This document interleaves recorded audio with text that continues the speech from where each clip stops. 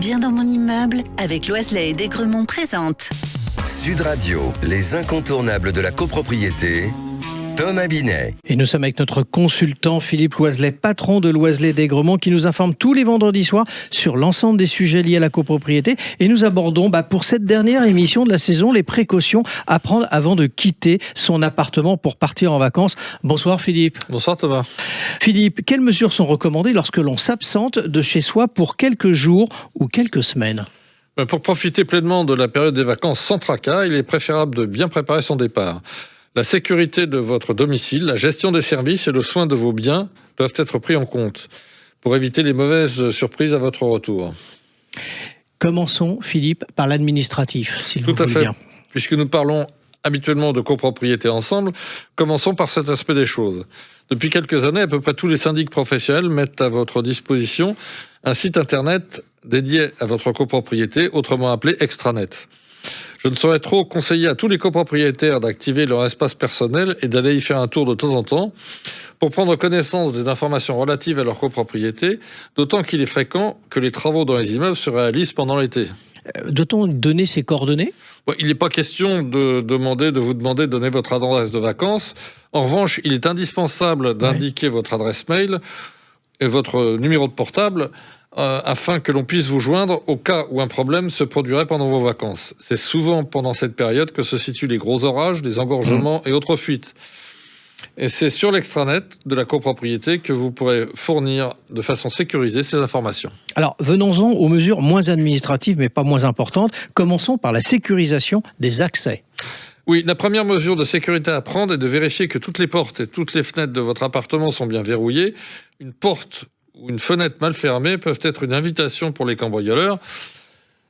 Pensez également à fermer les volets, si vous en avez, pour dissuader les intrusions et protéger l'intérieur de votre logement des regards indiscrets. Il y a des trucs, des astuces à faire pour dissuader les malfaiteurs ?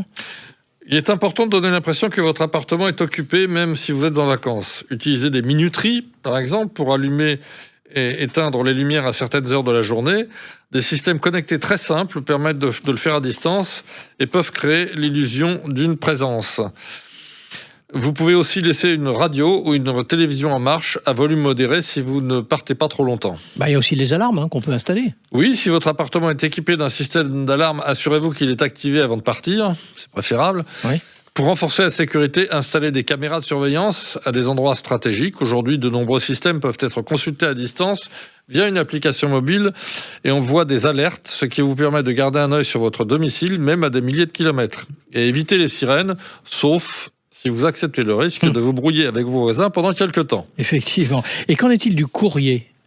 Une boîte à lettres qui déborde est un signe évident d'absence prolongée. Pour éviter cela, faites suivre votre courrier ou demandez à votre gardien ou à un voisin de confiance de relever votre courrier régulièrement. Et Philippe, quelles précautions prendre pour limiter les risques domestiques ? Les risques domestiques, tels que les incendies ou les fuites d'eau, peuvent être minimisés.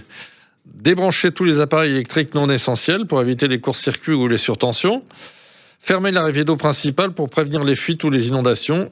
Il est également recommandé de couper le gaz si vous avez des installations qui en utilisent. Et les voisins, ça se passe comment ? Je vous conseille d'informer vos voisins de votre absence et de leur demander à charge de revanche de garder un œil sur votre appartement. Ils pourront être alertés de toute activité suspecte et intervenir ou vous prévenir en cas de problème. Donnez un double de vos clés à votre gardien ou à un voisin de confiance, cela peut vous être utile en cas d'urgence. Et un dernier conseil pour terminer la séquence ? Faites un tour de votre appartement avant de partir pour vérifier que tout est en ordre, appareil débranché, eau et gaz coupés, portes et fenêtres bien fermées. Ainsi, vous pourrez partir l'esprit tranquille et profiter pleinement de vos vacances, sachant que votre domicile est en sécurité. Bonnes vacances, et je saisis l'opportunité de cette ultime chronique pour remercier tous les collaborateurs et partenaires qui m'ont aidé à leur préparation. Merci Philippe également pour votre analyse très éclairante. Le temps des vacances est venu justement, alors vous pouvez écouter ou réécouter toutes nos chroniques, les incontournables de la copropriété, sur sudradio.fr ou sur notre chaîne YouTube. Sud Radio, les incontournables de la copropriété, Thomas Binet. Avec Loiselet et Desgremont, bien dans mon immeuble.